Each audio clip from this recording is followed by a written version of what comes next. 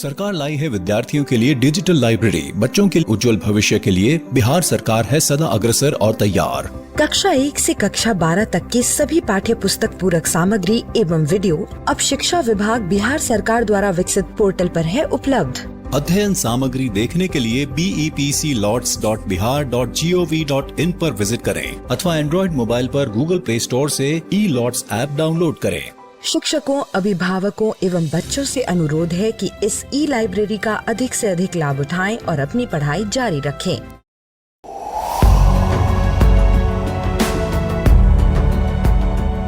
छठी से 10वीं कक्षा के विद्यार्थी ध्यान से सुने। खास आपके लिए हैं इंस्पायर अवार्ड्स मानक।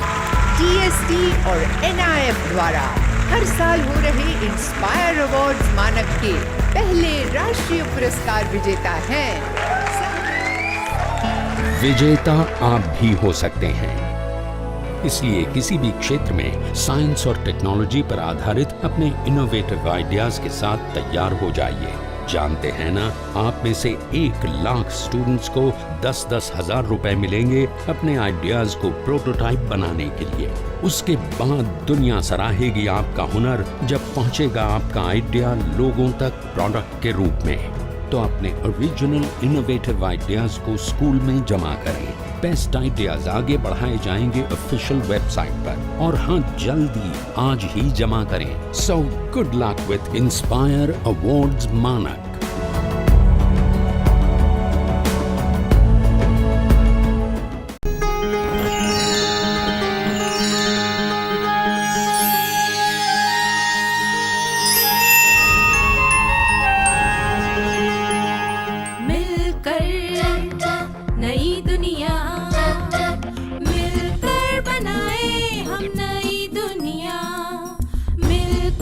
जीत ले हम सारी दुनिया। प्लीज हमें आज बोने दो, रोज उसे थोड़ा बढ़ने दो। छू लेंगे आकाश हम, मन के विचार हकीकत बने। सिद्धि फल से आनंद देंगे, कोशिश कर बढ़े, सोच बुलंद करे।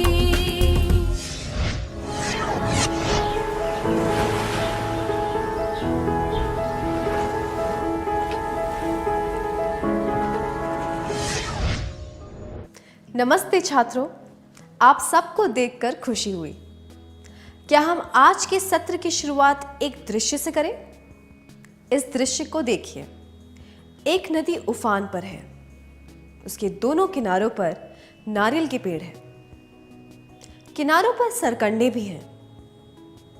आसमान में काले घने बादल हैं और तेज बारिश हो रही है। नदी में पानी का स्तर बढ़ता जा रहा है। उखड़े हुए पेड़ और लकड़ी के टुकड़े पानी के साथ बह रहे हैं। नदी के किनारे लगे सरकंडे भी अब दिखाई नहीं दे रहे हैं। धीरे धीरे किनारों की मिट्टी हट रही है और नारियल के पेड़ भी गिर रहे हैं। नदी के पानी का स्तर कम होने पर यह दिखाई दिया कि सरकंडे अब भी वैसे के वैसे हैं। बाढ़ की वजह से जब इतने मजबूत और बड़े पेड़ गिर गए तो सरकंडे कैसे बच गए? लचीले होने की वजह से, कठोर और सख्त होने की वजह से, या खुद को स्थानांतरित करने की वजह से? पहला, लचीले होने की वजह से। दूसरा, कठोर और सख्त होने की वजह से। तीसरा, खुद को स्थानांतरित करने की वजह से।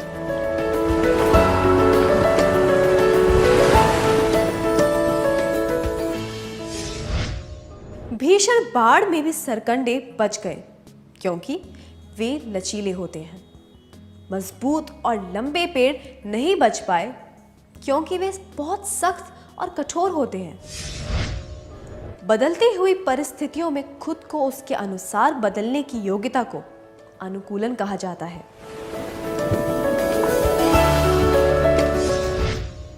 बदली हुई परिस्थिति में सरकंडे ने खुद को अनुकूलित करने के लिए क्या किया?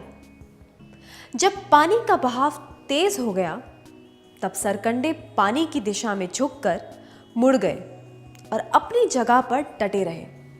तो हम कह सकते हैं कि अनुकूलन में ये बातें शामिल हैं। पहला, लचीलापन।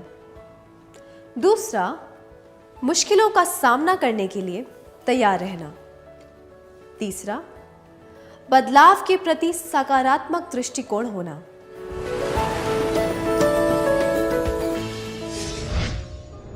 कई लाख वर्षों पहले धरती पर डायनासोर पाए जाते थे, पर अब वे जीवित नहीं हैं।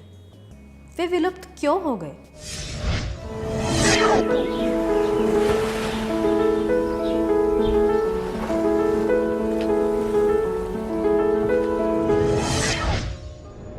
जवाब देने के लिए धन्यवाद। क्या हम कुछ जवाब देखें? जिन जीवों ने खुद को वातावरण के अनुकूल बनाया है वे ही बच पाए हैं, बाकी के जीव खत्म हो गए हैं। चार्ल्स डार्विन ने भी यही बात समझाई थी कि जो जीव जंतु बदलते हुए वातावरण के अनुसार खुद को अनुकूल बनाते हैं वे ही जीवित रह पाते हैं और बाकी के जीव विलुप्त हो जाते हैं। आइए अब फिर से सरकंडे की बात करते हैं। उसने परेशानी उठाई और बदलती हुई परिस्थिति के अनुसार खुद को अनुकूल बनाया, इसीलिए वह बच गया। जिन्होंने खुद को नहीं बदला वे नष्ट हो गए। जीवित रहने के लिए और विकसित होने के लिए विश्लेषण करना, स्वीकारना और अनुकूलन करना जरूरी होता है। बदलाव कब आते हैं? हमारे जीवन में रोज बदलाव आते हैं। हमारे स्कूल, घर, गली, शहर इत्यादि में रोज बदलाव होते हैं।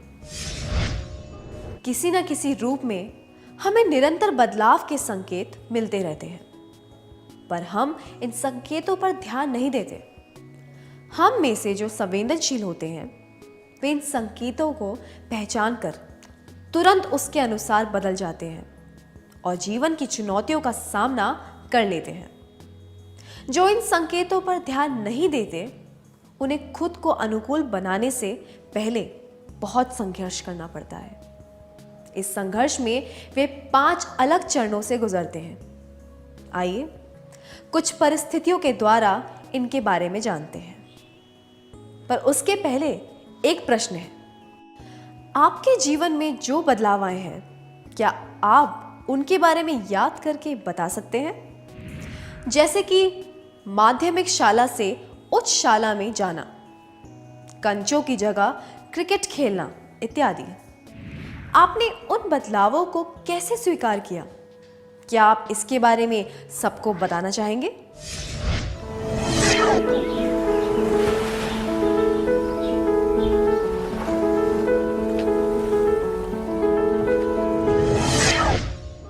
अपने अनुभव बताने के लिए धन्यवाद।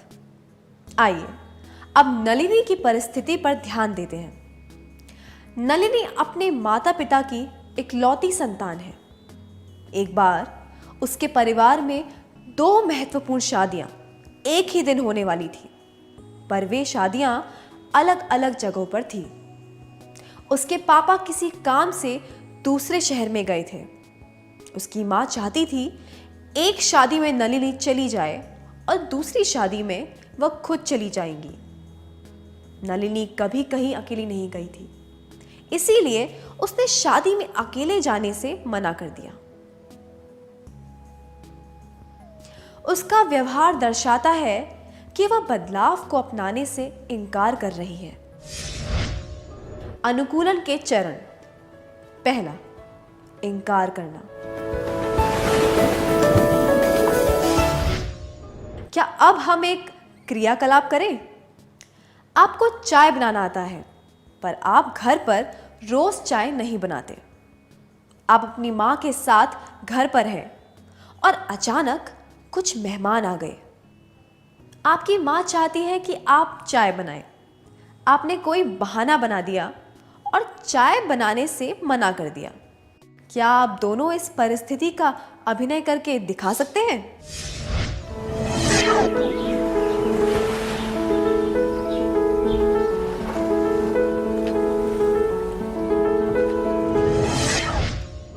धन्यवाद। आपने बहुत अच्छी तरह अभिनय किया। अब एक और परिस्थिति। स्कूल के साहित्य समारोह में आमतौर पर कुमार सभी अतिथियों का स्वागत करता था और महेश अंत में उनका आभार प्रकट करता था। उनकी कक्षा में एक लड़की जमुना आई। महेश चाहता था कि जमुना को अपना कौशल दिखाने का मौका दिया जाए, इसीलिए उसने कुमार को आभार प्रकट करने के लिए कहा और जमुना को स्वागत वाला भाषण देने को कहा। कुमार ने तुरंत पूछा, मुझे अंत में बोलने का मौका क्यों दिया जा रहा है? कुमार ने ऐसा क्यों कहा? क्योंकि नए लोगों को आखिर में मौका दिया जाता है, क्योंकि मुख्य अतिथि के भाषण के बाद लोग चले जाते हैं और आभार के शब्द सुनने के लिए कोई नहीं रुकता, या फिर वह अपनी जगह किसी और को नहीं देना चाहता था। पहला, नए लोगों को आखिर में मौका दिया जाता है। दूसरा, मुख्य अतिथि के भाषण के बाद लोग चले जाते हैं और आभार के शब्द सुनने के लिए कोई नहीं रुकता। तीसरा, वह अपनी जगह किसी और को नहीं देना चाहता था।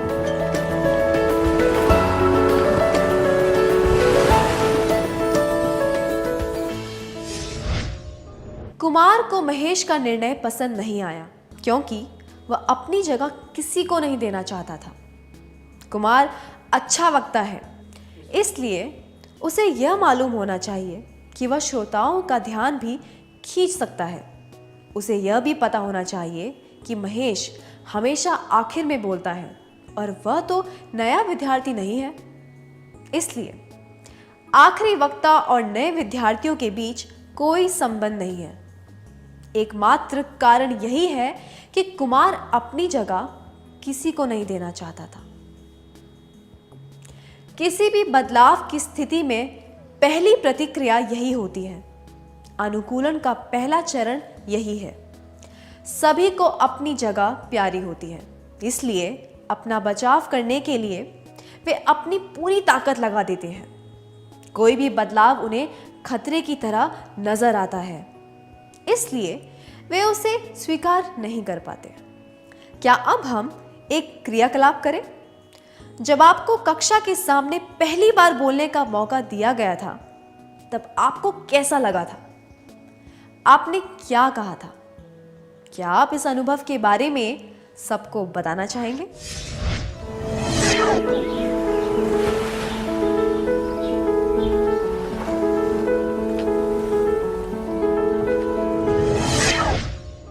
अपने अनुभव के बारे में बताने के लिए धन्यवाद। अब एक प्रश्न। कल्पना कीजिए कि आपकी स्कूल तक पहुंचने के बहुत से रास्ते हैं। क्या आप रोज एक ही रास्ते से स्कूल जाते हैं, या फिर आप कभी अलग रास्ते से भी जाते हैं? आप रोज एक ही रास्ते से जाते हैं, है ना? ऐसा क्यों? आपको उसी रास्ते से जाने की आदत पड़ गई है ना? वह रास्ता आपके लिए जाना पहचाना है, उसमें कोई डर या झिझक नहीं है, इसलिए आपको उस रास्ते से जाने में सहूलियत होती है। अगर कोई आपसे वह रास्ता बदलने को कहे तो आपको संकोच होगा। अगर आपके साथ जबरदस्ती की जाए तो आप इनकार कर देंगे। चलिए फिर से नलिनी की बात करते हैं। जब नलिनी ने शादी में जाने से मना कर दिया, तब उसकी मां ने कहा, मैं उस शादी में चली जाऊंगी जो दूसरे गांव में है, तुम इसी शहर वाली शादी में चली जाओ। अगर तुम एक शादी में अकेली नहीं जा सकती तो तुम स्वतंत्र रूप से अपने काम करना कब सीखोगी? नलिनी को अब भी संकोच हो रहा था। मां ने कहा, तुम्हारे पास कोई विकल्प नहीं है, तुम्हें इस शादी में जाना ही होगा। नलिनी ने गुस्से में चिल्लाकर कहा, मां, आप मुझ पर इस तरह दबाव क्यों डाल रहे हो? नलिनी की प्रतिक्रिया से पता चलता है कि किस तरह लोग बदलाव से बचना चाहते हैं। बदलाव को अपनाने और उसके अनुकूल बनने का यह दूसरा चरण है। अनुकूलन के चरण। पहला, इनकार करना। दूसरा, गुस्सा। आइए अब एक क्रियाकलाप करते हैं। क्या आप दोनों स्वेच्छा से इस परिस्थिति का अभिनय करके दिखा सकते हैं?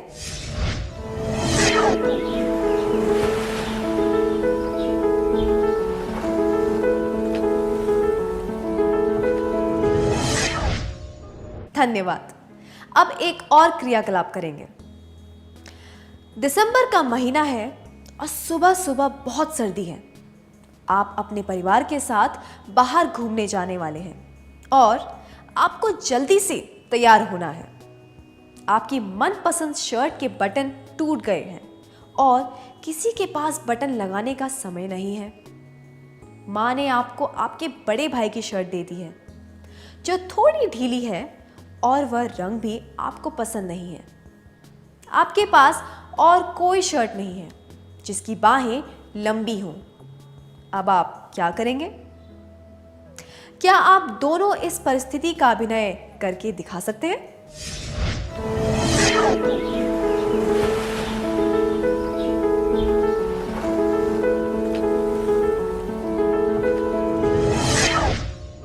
बहुत बढ़िया, धन्यवाद। अब एक परिस्थिति। साल की शुरुआत से ही कविता अपनी क्लास की मॉनिटर रही है। मॉनिटर के चुनाव में उसे बाकी के 3 उम्मीदवारों के मुकाबले सबसे ज्यादा वोट मिले थे। उनकी क्लास टीचर लंबी छुट्टी पर गई है, इसलिए एक शिक्षिका को उनकी क्लास की जिम्मेदारी दी गई है। नई शिक्षिका को लगता है कि कक्षा का मॉनिटर बनने के लिए कई विद्यार्थियों को मौका दिया जाना चाहिए, इसलिए उसने एक नई प्रणाली का सुझाव दिया। इस प्रणाली में प्रत्येक छात्र को 2-2 महीने के लिए मॉनिटर बनने का मौका दिया जाएगा। शिक्षिका की बात सुनकर कविता को बहुत गुस्सा आया। कविता को गुस्सा क्यों आया? 1, क्योंकि उसके सामने और भी प्रतियोगी थे। दूसरा, मॉनिटर बनने की प्रणाली में आए बदलाव को कविता स्वीकार नहीं कर पा रही थी। तीसरा, क्योंकि उनकी क्लास टीचर लंबी छुट्टी पर चली गई थी।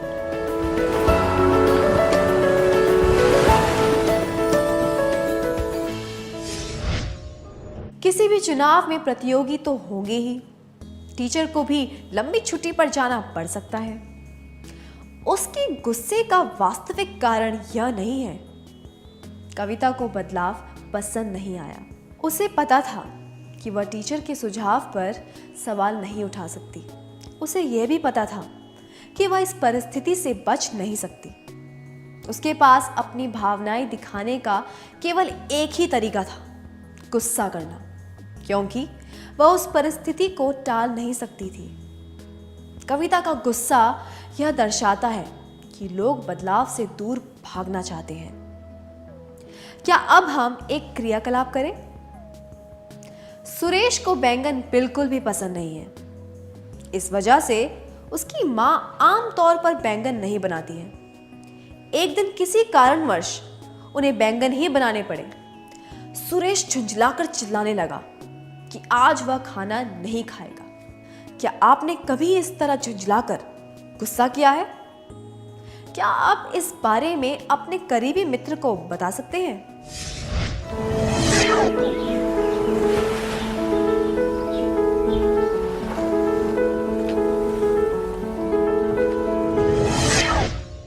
अपने अनुभव के बारे में मित्रों को बताने के लिए धन्यवाद। क्या हम आज के सत्र का सार संक्षेप कर लें?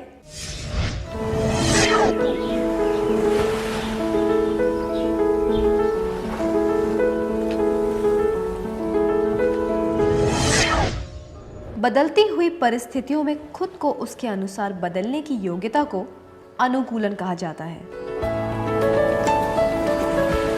अनुकूलन में ये बातें शामिल हैं।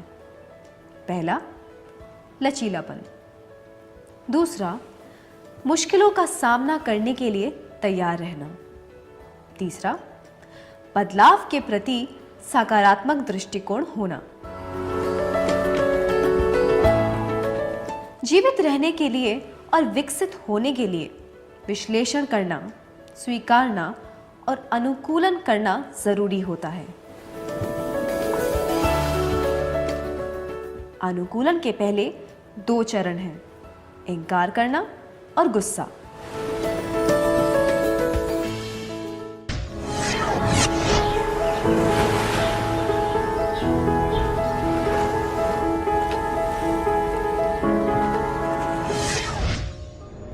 नमस्ते छात्रों, आप सब कैसे हैं? पिछले सत्र में हमने सीखा था कि बदलती हुई परिस्थितियों में खुद को उसके अनुसार बदलने की योग्यता को अनुकूलन कहा जाता है। अनुकूलन में ये बातें शामिल हैं। पहला, लचीलापन। दूसरा, मुश्किलों का सामना करने के लिए तैयार रहना। तीसरा, बदलाव के प्रति सकारात्मक दृष्टिकोण होना। जीवित रहने के लिए और विकसित होने के लिए विश्लेषण करना, स्वीकारना और अनुकूलन करना जरूरी होता है। अनुकूलन के पहले 2 चरण हैं, इनकार करना और गुस्सा। इस सत्र में हम अनुकूलन के अन्य चरणों के बारे में सीखेंगे। आपको याद है, नलिनी ने गुस्से में आकर शादी में अकेले जाने से मना कर दिया था। आइए अब देखते हैं कि उसके साथ क्या हुआ।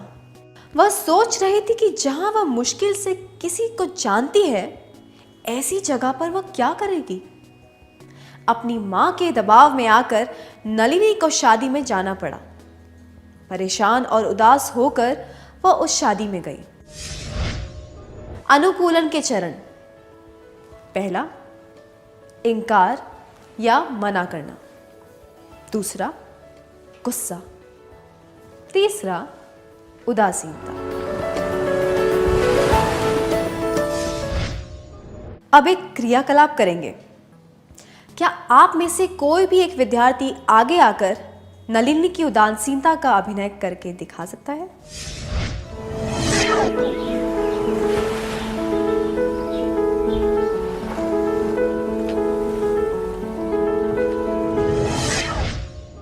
धन्यवाद। अब एक और परिस्थिति पर ध्यान देते हैं। सुचित्रा की मां का स्थानांतरण हो गया और उसे दिल्ली जाने को कहा गया। यह तय हुआ कि उसका परिवार भी दिल्ली चला जाएगा। सुचित्रा बचपन से जयपुर में ही रह रही है और एक ही स्कूल में पढ़ी है। स्थानांतरण की बात सुनकर वह बहुत परेशान हो गई। अपने परिवार के साथ जब वह दिल्ली चली गई, तब उसे अपने दोस्तों की बहुत याद आई। वह बहुत ही निराश रहने लगी और उसने खुद के चारों ओर जैसे एक कवच बना लिया। वह कक्षा में किसी से भी बात नहीं करती थी। एक हंसमुख व्यक्ति से वह एक अप्रसन्न और शांत व्यक्ति बन गई। सुचित्रा की निराशा के पीछे क्या कारण था? पहला, नए स्कूल और नए दोस्तों को स्वीकार न कर पाना। दूसरा, दूसरों की बेरुखी। तीसरा, उसके पुराने स्कूल ने उसे जाने की अनुमति दे दी थी।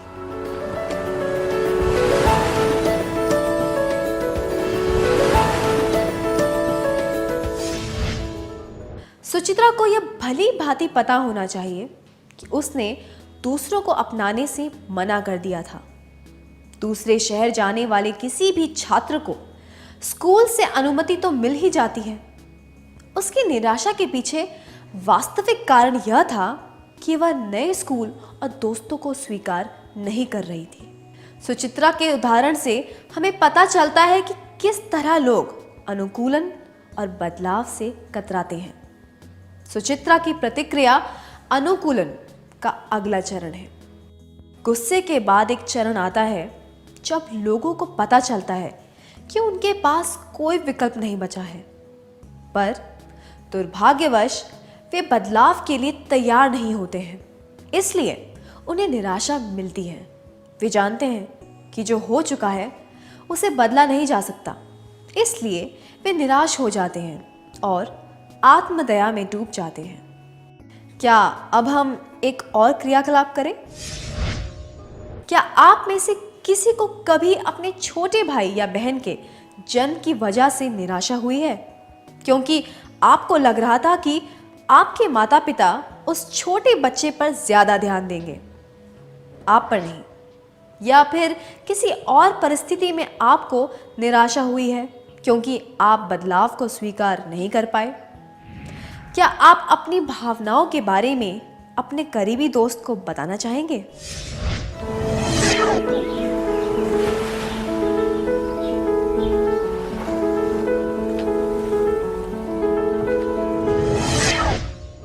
धन्यवाद।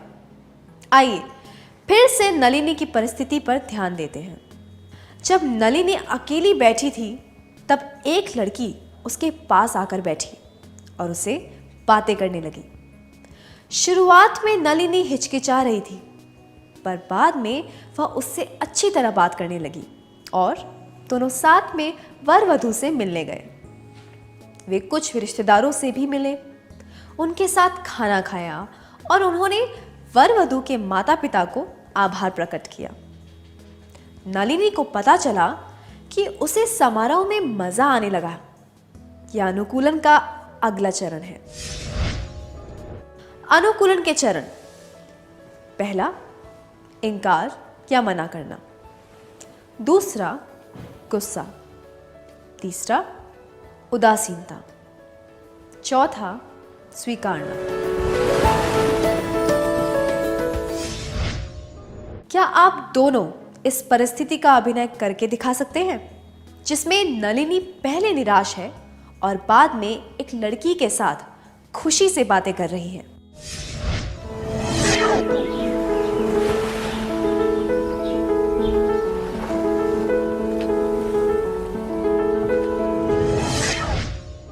बहुत बढ़िया, धन्यवाद। अब एक और परिस्थिति पर ध्यान देते हैं। रेवती की पड़ोसन और उसकी अच्छी सहेली कमला किसी दूसरे शहर में चली गई है। उसके पड़ोस में जो नए लोग रहने आए हैं वे तमिलनाडु से हैं। उनके यहाँ एक लड़की है ललिता, जो रेवती की उम्र की है पर दूसरे स्कूल में पढ़ती है। रेवती को कमला की बहुत याद आती है क्योंकि उन दोनों की पसंद एक जैसी थी। उदासीनता से बचने के लिए रेवती को क्या करना चाहिए? पहला, ललिता से दोस्ती करना शुरू कर देना चाहिए। दूसरा, अपने माता पिता को मनाना चाहिए कि वे उस शहर में चले जाएं जहां कमला रहती है। तीसरा, कमला को चिट्ठी लिखकर उसे वापस बुलाना चाहिए।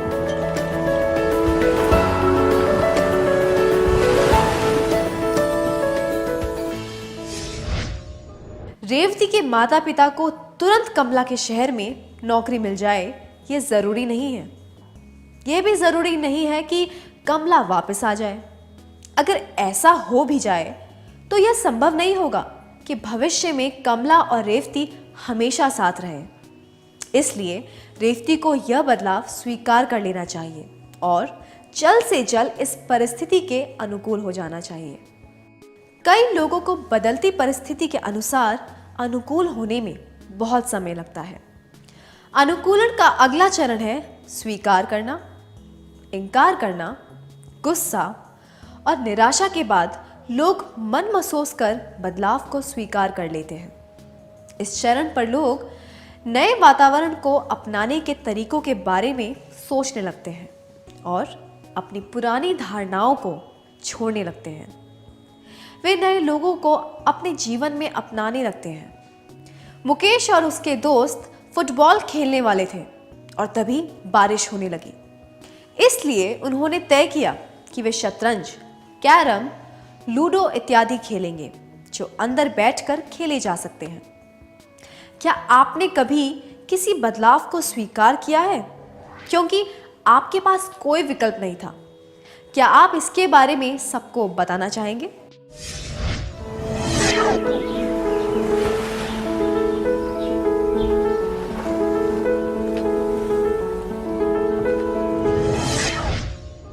धन्यवाद। आइए फिर से नलिनी से मिलते हैं। बातचीत के दौरान नलिनी को पता चला कि उसकी नई सहेली को भी उन्हीं चीजों में रुचि है जो कि उसे पसंद है। नलिनी हमेशा आर्किटेक्ट बनना चाहती थी। उसे पता चला कि उसकी नई सहेली आर्किटेक्ट के अंतिम वर्ष की पढ़ाई कर रही है। उस लड़की ने नलिनी को बहुत उपयोगी जानकारी दी। नलिनी ने उस लड़की का पता और फोन नंबर लिया और उसे कहा कि किसी मार्गदर्शन की आवश्यकता पड़ने पर वह उसे संपर्क करेगी। नलिनी उस शादी में निराश होकर जबरदस्ती गई थी, पर जब वह वापस आई तब एक अनजाने व्यक्ति के साथ उसकी लाभकारी बातचीत हो चुकी थी। इस प्रक्रिया में उसका आत्मविश्वास बहुत बढ़ गया। यह अनुकूलन का अगला चरण है। अनुकूलन के चरण: पहला, इनकार या मना करना। दूसरा, गुस्सा। तीसरा, उदासीनता। चौथा, स्वीकारना। पांचवा, ज्ञान और विकास। अब एक और परिस्थिति। रवि एक स्कूल में पढ़ता था जहां सिर्फ 10वीं तक ही कक्षाएं थी। 11वीं कक्षा के लिए उसे दूसरे स्कूल में जाना पड़ा। उसके पास अब एक ही विकल्प था, अपने कस्बे से 100 किलोमीटर दूर एक स्कूल में जाना जहां उसे छात्रावास में रहना था। घर में मां के हाथ से बना गरम गरम खाना खाने के बाद उसे छात्रावास की कैंटीन का खाना बिल्कुल पसंद नहीं आ रहा था। कुछ महीनों के बाद उसे छात्रावास में रहने के फायदों का एहसास हुआ। हमने इससे क्या सीखा? पहला, छात्रावास का खाना घर के खाने से बेहतर होता है। दूसरा, नए अनुभवों से हमें ज्ञान मिलता है और हमारा विकास होता है। तीसरा, सबको अपने घर से 100 किलोमीटर दूर एक स्कूल में जाना चाहिए।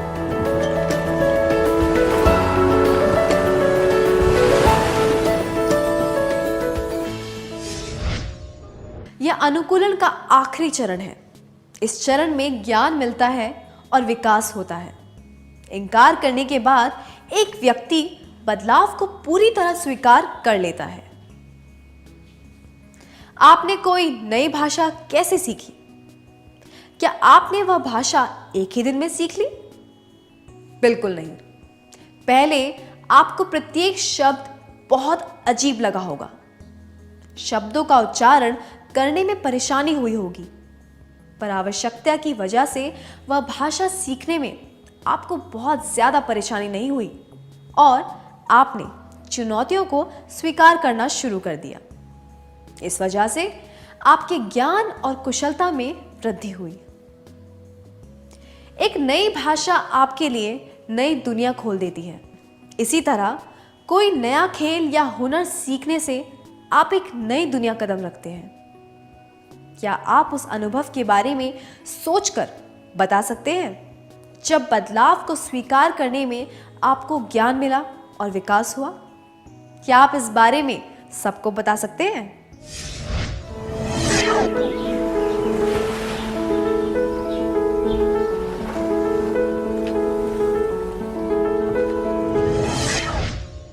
अपने अनुभव के बारे में बताने के लिए धन्यवाद। जब लोग बदलाव को स्वीकार कर लेते हैं और बदलाव को सकारात्मक रूप से देखते हैं, तो वे नई परिस्थिति के अनुकूल होना सीख लेते हैं। उनका ध्यान अपने प्रयासों पर होता है, बदलाव पर नहीं। शुरुआत में होने वाली परेशानी पर भी वे ज्यादा ध्यान नहीं देते, पर दुर्भाग्यवश कुछ परिस्थितियों में ये चरण बहुत लंबे होते हैं और कुछ लोग ज्ञान व विकास के चरण तक कभी नहीं पहुंच पाते। ऐसे लोग बदलाव का सामना करने में खुद को समर्थ नहीं समझते। कुछ लोग निराशा में डूब जाते हैं और इस प्रक्रिया में वे बहुत कुछ खो देते हैं और दूसरों को भी कष्ट पहुंचाते हैं। ऐसे लोग कुछ इस तरह सोचते हैं, मुझे इस बदलाव को एक मौका देना चाहिए। अगर सब ठीक रहा तो हम आगे बढ़ जाएंगे, नहीं तो हिम्मत हार देंगे। इस तरह वे शायद धीरे धीरे बदलाव को अपना लेते हैं। फायदों को देखते हुए ये लोग स्वेच्छा से बदलाव को स्वीकार कर लेते हैं और परिस्थिति के अनुकूल हो जाते हैं। दुनिया में जितना भी विकास हुआ है वह इसी वजह से हुआ है कि लोगों ने बदलाव को स्वेच्छा से स्वीकार किया है। अनुकूलन में बहुत ताकत होती है। क्या आपने किसी भी बदलाव के लिए खुद को मानसिक रूप से तैयार कर लिया है? चलिए, क्या अब हम आज के सत्र का सार संक्षेप कर लें?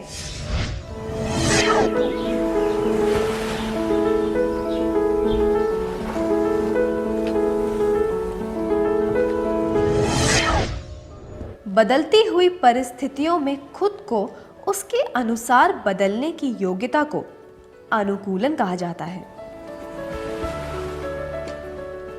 अनुकूलन में ये बातें शामिल हैं। पहला, लचीलापन। दूसरा, मुश्किलों का सामना करने के लिए तैयार रहना। तीसरा, बदलाव के प्रति सकारात्मक दृष्टिकोण होना। जीवित रहने के लिए और विकसित होने के लिए विश्लेषण करना, स्वीकारना और अनुकूलन करना जरूरी होता है।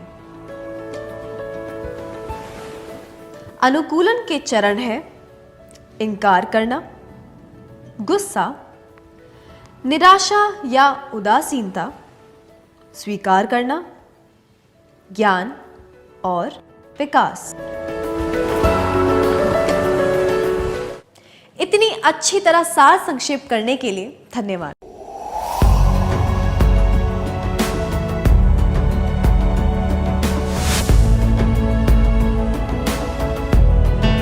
नमस्कार। आप शिक्षकों द्वारा दी गई अच्छी शिक्षा से आज लाखों विद्यार्थी इनोवेशंस कर रहे हैं। उन सभी को इंस्पायर अवार्ड्स मानक में हिस्सा लेने प्रोत्साहित कीजिए।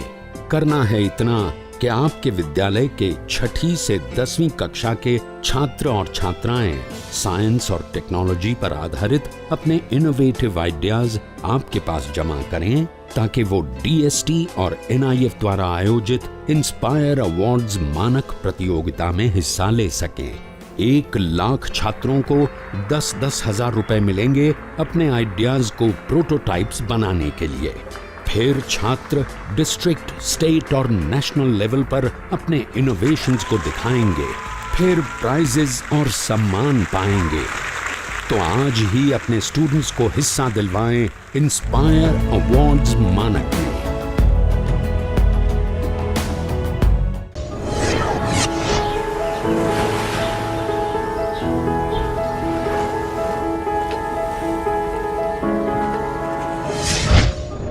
नमस्ते छात्रों, आप सबको देखकर खुशी हुई।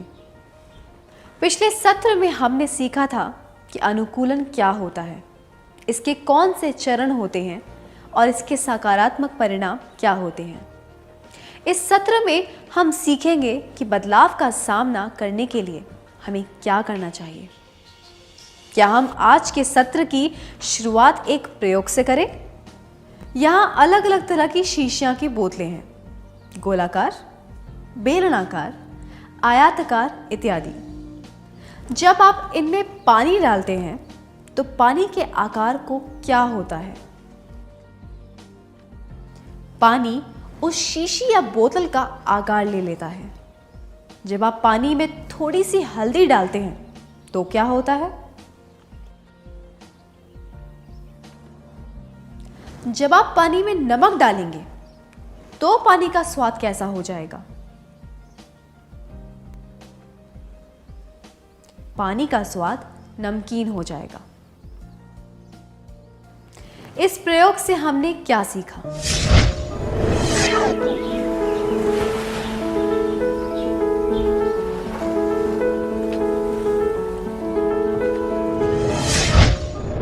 धन्यवाद। जिस बर्तन में पानी डाला जाएगा, पानी उसी बर्तन का आकार ले लेगा।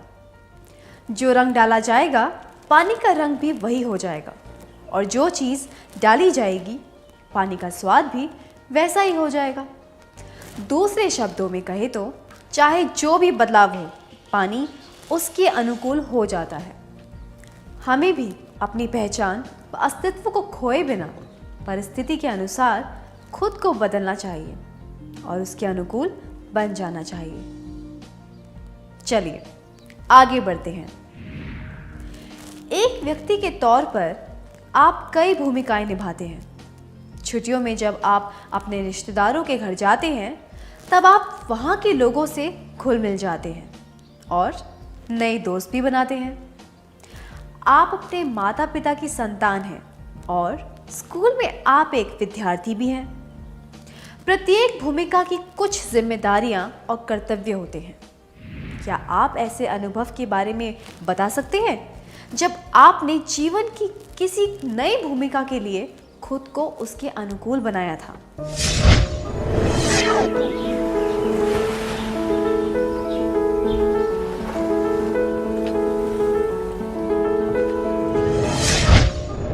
अपने अनुभव के बारे में बताने के लिए धन्यवाद।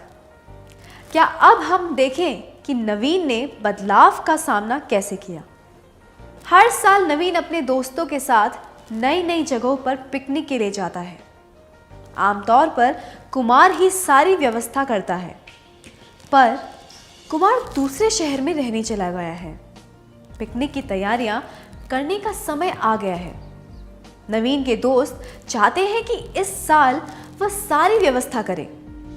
नवीन ने यह काम पहले कभी नहीं किया है। उसे क्या करना चाहिए? पहला, यह जिम्मेदारी लेने से मना कर देना चाहिए। दूसरा, कुमार नहीं है इसलिए पिकनिक पर नहीं जाना चाहिए। तीसरा, इस जिम्मेदारी को एक अवसर के रूप में देखकर स्वीकार करना चाहिए। क्या 4 विद्यार्थी आगे आकर इस परिस्थिति का अभिनय करके दिखा सकते हैं? आपको इनमें से एक विकल्प चुनकर यह अभिनय करना है।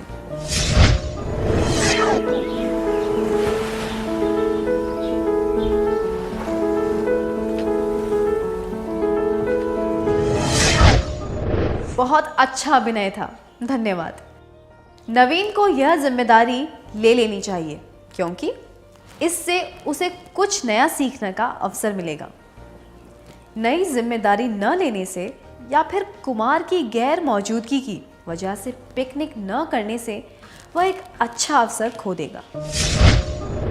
बदलाव का सामना करने के लिए हमें नए अवसर ढूंढने चाहिए, सकारात्मक सोच रखनी चाहिए। अब एक और परिस्थिति।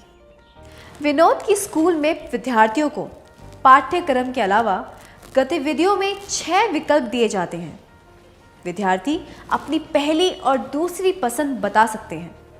उन्हें गतिविधि चुनने का मौका दिया जाता है, पर विद्यार्थी को अपनी पसंद मिलेगी या नहीं यह कई बातों पर निर्भर करता है, जैसे कि कौन सी गतिविधि की मांग सबसे ज़्यादा है, स्कूल में पर्याप्त सामग्री है या नहीं इत्यादि। इसीलिए यह ज़रूरी नहीं है कि विद्यार्थियों को अपनी पहली पसंद के अनुसार गतिविधि मिल जाए।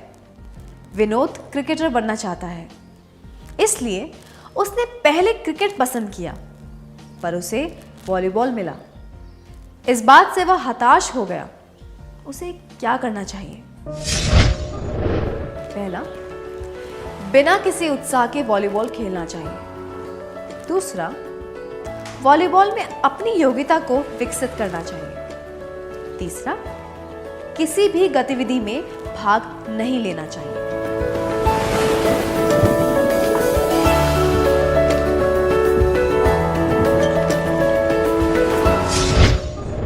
बिना उत्साह के वॉलीबॉल खेलना या फिर किसी गतिविधि में भाग न लेना, ऐसा करने से विनोद को कुछ भी हासिल नहीं होगा।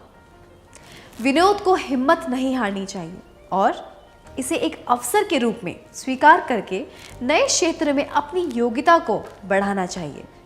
मन लगाकर वॉलीबॉल खेलने से इस खेल में उसकी योग्यता तो बढ़ेगी ही, साथ साथ वह शारीरिक रूप से सशक्त और स्फूर्तिला भी बना रहेगा, जो कि किसी भी खेल के लिए आवश्यक है। रोज स्कूल खत्म होने के बाद और छुट्टी के दिन तो वह क्रिकेट खेल ही सकता है और क्रिकेटर बनने के लक्ष्य की ओर आगे बढ़ सकता है। अब एक क्रियाकलाप का समय है। राजीव के पड़ोस में दशहरे का भव्य आयोजन होने वाला है। बच्चों के लिए खेल आयोजित करने की जिम्मेदारी राजीव को दी गई है। राजीव को इसका कोई अनुभव नहीं है। उसे आयोजन समिति के सदस्यों से क्या कहना चाहिए? क्या कोई 3 विद्यार्थी आगे आकर इस दृश्य का अभिनय करके दिखा सकते हैं?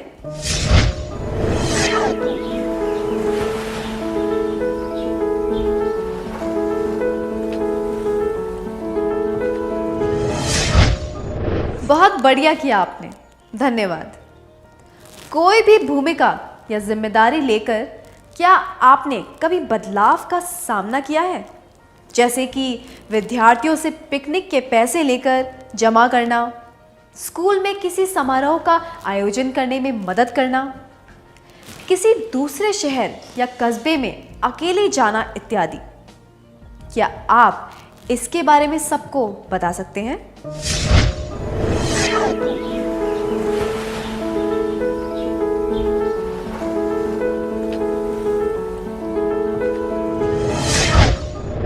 अपने अनुभव बताने के लिए धन्यवाद।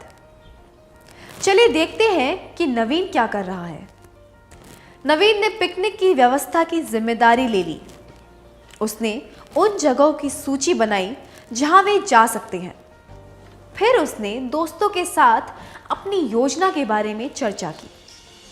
जिन जगहों पर वे जाने वाले थे वहां उसने ठहरने और खाने पीने की व्यवस्था भी करवाई। जैसे कि तय हुआ था, वे अपनी यात्रा पर निकल गए। पहले 2 दिन उन्हें कोई परेशानी नहीं हुई और दोस्तों ने नवीन की सराहना की। तीसरे दिन वे रॉबिन होटल में ठहरने वाले थे। जब वे वहां पहुंचे तो मैनेजर ने उन्हें कहा कि किसी शादी की वजह से उनके 15 कमरे भरे हुए हैं और उन्हें 2 कमरे और चाहिए। इसलिए अब वह नवीन और उसके दोस्तों को कमरा नहीं दे सकता। मैनेजर ने उनसे माफी मांगी। एक को छोड़कर बाकी सभी दोस्त नवीन को भला बुरा कहने लगे। नवीन बहुत निराश हो गया। उसे क्या करना चाहिए? पहला, बैठकर रोना चाहिए। दूसरा, दोस्तों पर चिल्लाना चाहिए क्योंकि यह जिम्मेदारी लेने के लिए उन्होंने ही उस पर दबाव डाला था। तीसरा, जिस दोस्त ने हमदर्दी दिखाई थी उसे अपनी भावनाएं बतानी चाहिए।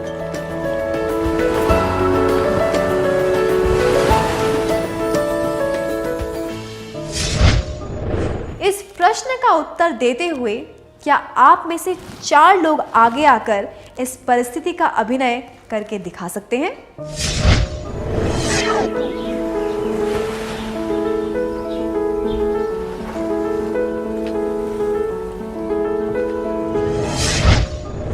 अच्छा अभिनय था, धन्यवाद। नवीन को अपनी भावनाएं उस दोस्त को बतानी चाहिए जिसने उसके लिए हमदर्दी दिखाई थी।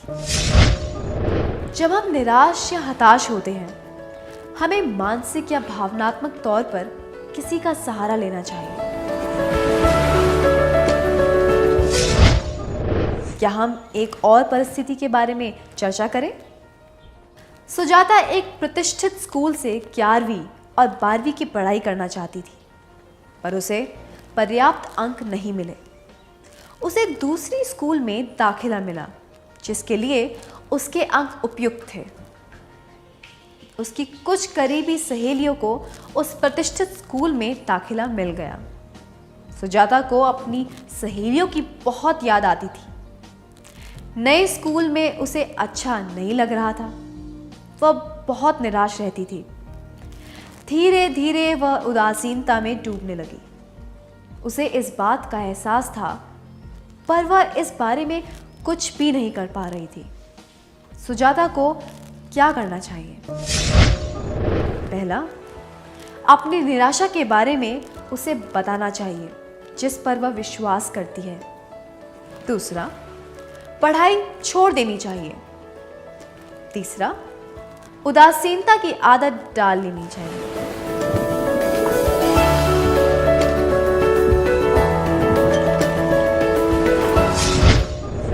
पढ़ाई छोड़ देना या उदासीनता की आदत डालना, ऐसा करने में कोई समझदारी नहीं है। कुछ परिस्थितियों में लोगों को बदलाव का सामना करने में परेशानी होती है क्योंकि वे खुद की भावनाओं को जान नहीं पाते। पर यहाँ हमने देखा कि सुजाता को अपनी स्थिति के बारे में पता था, फिर भी वह खुद को उदासीनता से बाहर नहीं निकाल पा रही थी। इस परिस्थिति में उसे दूसरों से मदद लेनी चाहिए जिन पर उसे विश्वास हो, जैसे कि माता पिता, भाई बहन या करीबी दोस्त। ऐसा करने से ही वह अपनी मानसिक परेशानी को दूर कर पाएगी। इस बारे में दूसरों से बात करने से उसे राहत महसूस होगी। अंत में तो उसे खुद की मदद खुद ही करनी होगी, पर किसी समझदार व्यक्ति को अपनी भावनाएं बताने से वह इस बदलाव का सामना कर पाएगी। अब एक क्रियाकलाप करेंगे। क्या आपको कभी किसी बदलाव का सामना करने में परेशानी हुई है जिस वजह से आप निराश और उदास हो गए थे? ऐसी परिस्थिति में क्या आपने अपने करीबी मित्रों को इस बारे में बताया था? उस मित्र को अपनी भावनाएं बताकर आपको कैसा लगा? क्या आप इस अनुभव के बारे में सबको बता सकते हैं?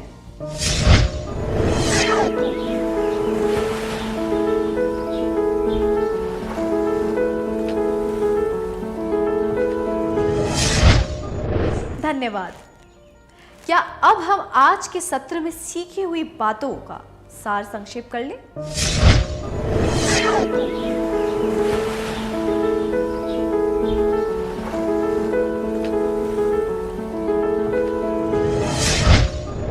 बदलाव का सामना करने के लिए हमें पहला, नए अवसर ढूंढने चाहिए।